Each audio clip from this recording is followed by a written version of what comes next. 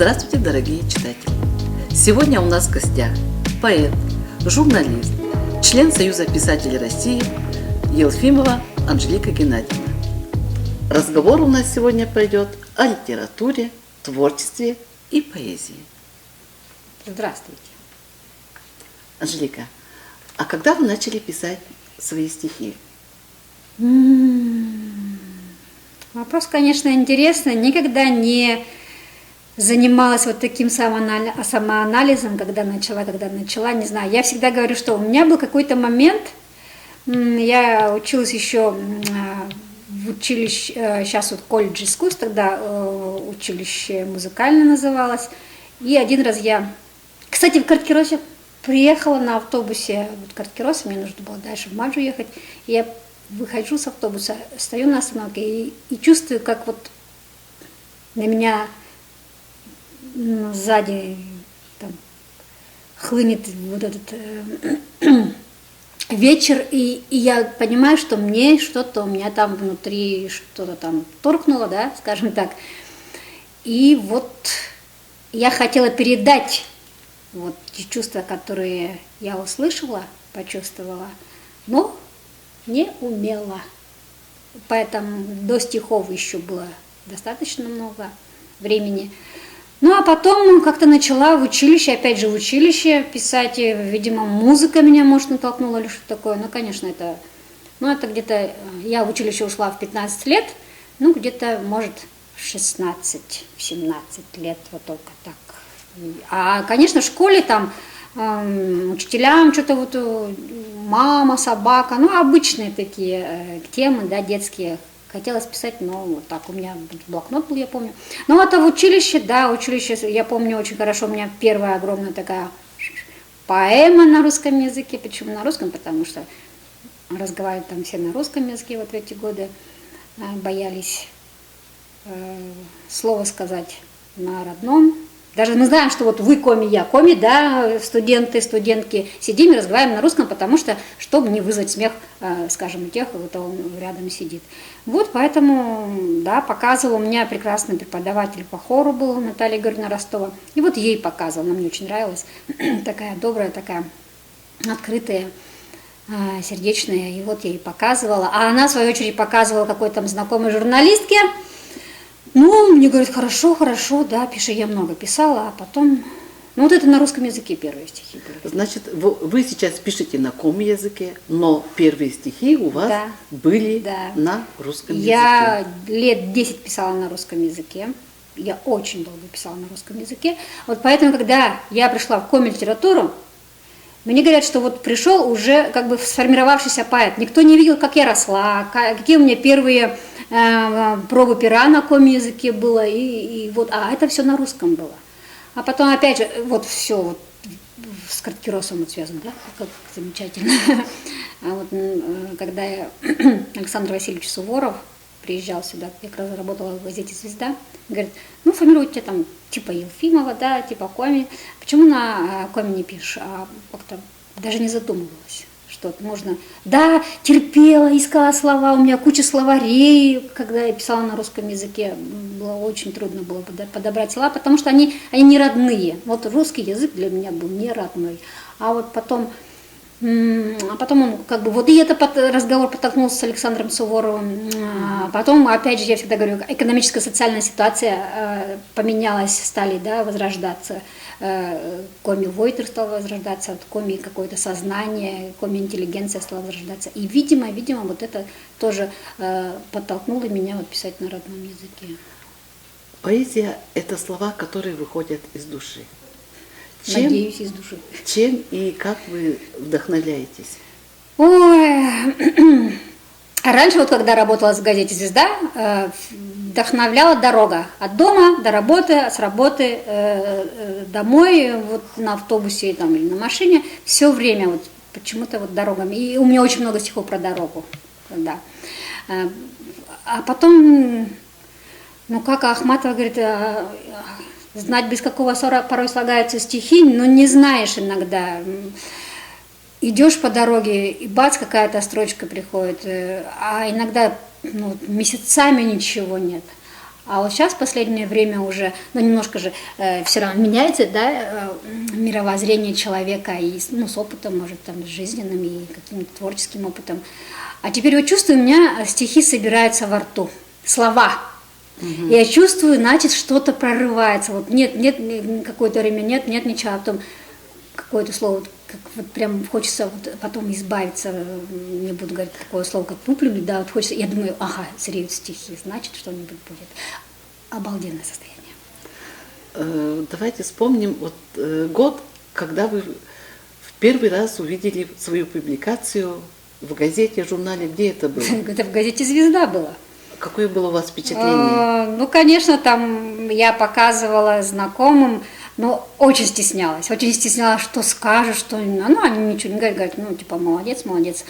Конечно, ну, как бы и отношений ни у кого такого не было, да, и я как-то тоже постеснялась по всем показывать, ну, есть, и, ну, знают, что я пишу, и все. А когда уже, допустим, вот книжка вот эта вышла первая, ну, тогда уж, конечно, ну, не знаю, книжка это как, да, каждое стихотворение это как ребенок, это как жизнь прожита, вот стихотворение это, вот, да, дал ты в словах, да, новую жизнь, это вот, поэтому раньше, конечно, не такое трепетное, не такое, там, скажем, чувство было к стихам отношения, а сейчас к каждому слову придираешься, ну, я сама придираюсь, да, придираешься, думаешь, надо вот поточней, чтобы не стыдно было читателям показать это. А раньше, я даже некоторые стихи читаю, господи, ладно, написала, так еще я опубликовала это стихотворение, да, господи, не стыдно, что ли? Вы сразу почувствовали себя поэтом, значимым человеком. Да, значимым человеком, да. Скажите, пожалуйста, Анжелика, вот чтобы писать стихи, этому надо учиться? Или они как-то вот сами выходят, сами получаются эти слова? Ну, я же проучилась в литературном институте 6 лет заочно, да? Но вряд ли я там научилась писать стихи. Научилась по-другому, может, подходить к литературе. Очень хороший преподаватель. К зарубежной литературе у меня отношение немножко не такое предвзятое было, а вот у нас зарубежка очень хороший преподаватель был. К современной литературе, ну, какие-то знания, конечно, есть. Оттачивать нужно, ну, не знаю, я всегда говорю, читать нужно. Читать, я запоем читаю книги. Я приобрела электронную книгу, и у меня там куча всего, я вот посчитала, где-то за последние 1,5 года я где-то 1000 с чем-то книг прочитала. Ну, просто тоже пишу, чтобы знать, какой уровень, да. Не знаю, некоторые книжки смотришь, как написан, как сюжет. Некоторые слова, некоторые хочется вот сюжет взять и думаешь, вот это можно на коме сделать сюжет, да, вот это некоторые, если долго не читаешь, опять же, теряешь какой-то вкус к своему творчеству. Вот прочитал книжку, и вроде хочется тоже писать. Думаешь, гениально, а что бы такое тоже тебе не написать? Так что не знаю, научиться можно или нет. Все равно, ну, все же говорят, что, в принципе, 10% это талант всего в человеке, да, а 90% это, извините, на том, на чем ты сидишь. Да, вот Джек Лондон писал каждое утро, допустим, 1500 слов, и вот поэтому он вот так сочинял. Там Есенин писал 3-4 стихотворения в день, я тоже, кстати, когда вот начинала писать, только 3-4 стихотворения, но это же нет, но в купе это все как бы вот так вылилось. Но я до сих пор говорю, что я до сих пор не умею писать, потому что если бы я умела, я не знаю, я бы книжки выпускала там, может, каждый год или каждые полгода. Но, конечно, у меня есть стихи, да, вот после этих книжек есть стихотворения, но я и говорю, очень-очень-очень трепетно и очень скрупулезно вот отношусь к стихам. В школе у вас любимым предметом, наверное, была литература? Алгебра. Вы из физиков превратились в лирики. Геометрию ненавидела, а алгебру обожала. Очень нравилось решать уравнения там с x, y. А сочинения писать? Сочинения писать, да, но и музыка у меня был любимый предмет, и физкультура, я хорошо бегала на лыжах. Значит, чтобы стать поэтом, не обязательно увлекаться с детства литературой. Да вообще неизвестно, чем нужно увлекаться в этой жизни. Я знаю людей, которые начали писать в 50 лет, там, 60 лет, и ничем не увлекались таким. А вот, Анжелика, кого вы могли бы назвать своим учителем, наставником? Кто вам помог, когда вот вы начали писать? Все равно какая-то поддержка нужна была. Но единственный, чуть ли не сказал начальник, единственный наставник, это, конечно, Владимир Васильевич Тимин. Во-первых, он помог мне составить первую мою книжку. Именно как составить. Я не знала, ну вот есть стихи, да, куча стихов есть, нужно сделать книжку. А как ее делать? Откуда я знаю, как ее надо делать? Вот это все он сделал. Потом он меня научил читать стихи. Да, вот то, что я красиво читаю, я знаю, что я красиво читаю стихи, это тоже он научил. И потом, когда общаешься с человеком вот такого уровня и такого таланта, как Владимир Васильевич, я думаю, что и даже незаметно для себя выбираешь вот что-нибудь от него. Анжелика, ваши стихи, они кому адресованы? Для взрослых или есть еще и стихи, которые вы пишете для детей специально? Ну, в основном я взрослый писатель, да.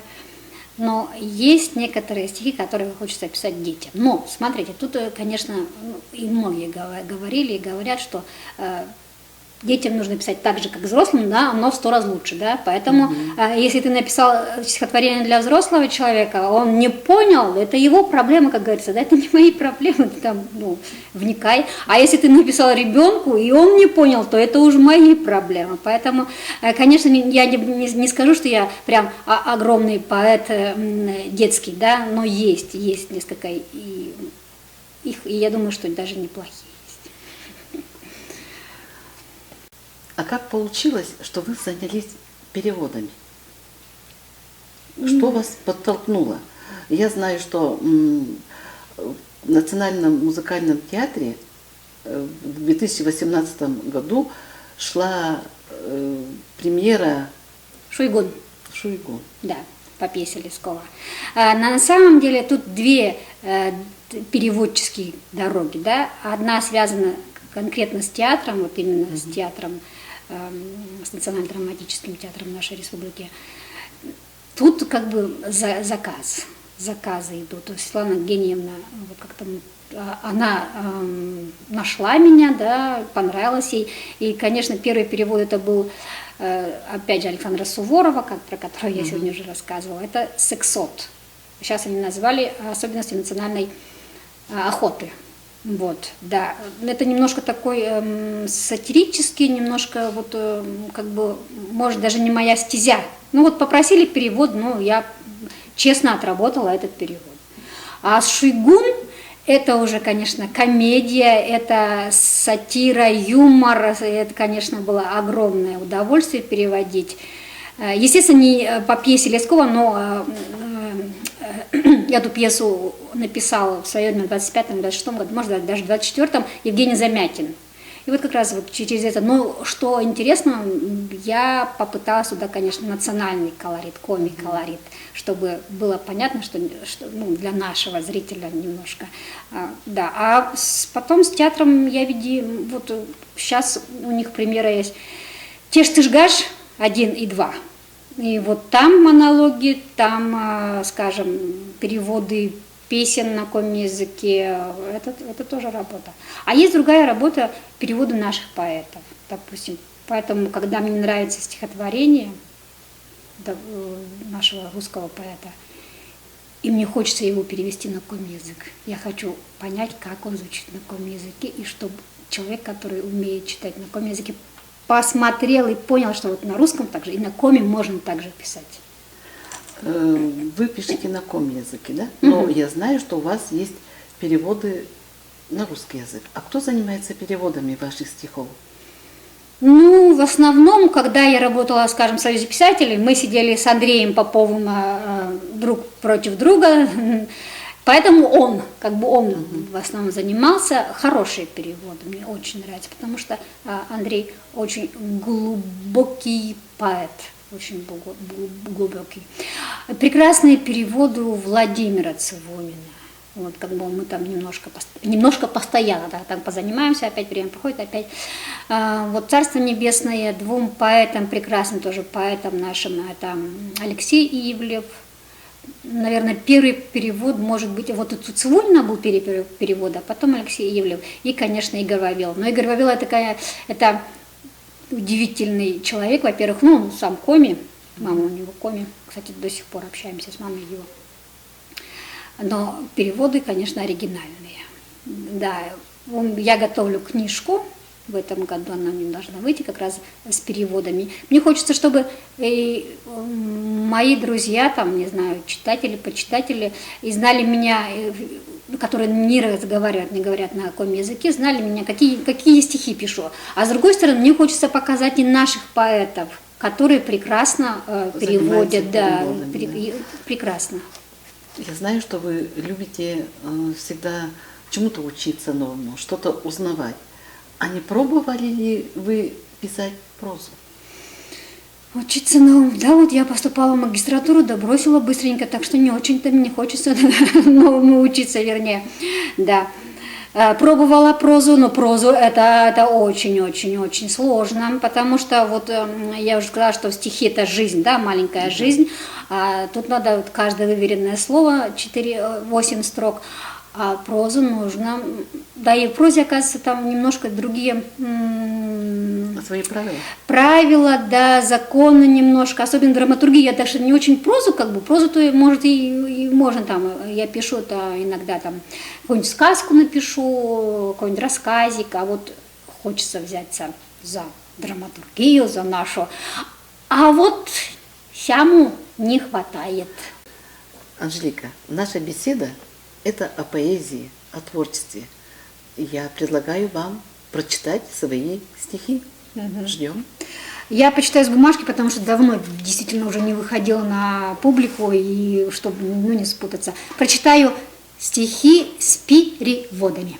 Югат биса эн вайбиев, пеймады нас пукалыштам, менам кией тенат киен лынчи спачным вещик дышма, сетшим ем на быре гажет и над кырыш, четче щелом бытте, аджичевым. Важен, эшка песла, петлен, сэмэн. В переводе Алексея Ивлева. Сядем, милый, свет не нужен. Если руки рады встрече, даже печь бормочет, глуше не тревожит тихий вечер. Нет на свете горше доли, чем в разлуке быть годами. Я не знала, что всего лишь выходил ты за дровами. Ажептен сымынши жимур, даоти тувья исты кырып, теменім тавой кон шур став ради, чем исычка сырым. Исычка войнас отилов, кыв бурыз борща, руа пырас. Эд аскомышис озненков, корставыс, помашлама, тырыт. В переводе Андрея Попова. У меня в кармане 7 копеек, спичек коробок и ритм стиха. Если этой ночью не сумею я тебя найти, то чепуха вся любовь. Туманом и прохладой станут строчки росчерком пера. Послезавтра ничего не надо, если все закончилось вчера.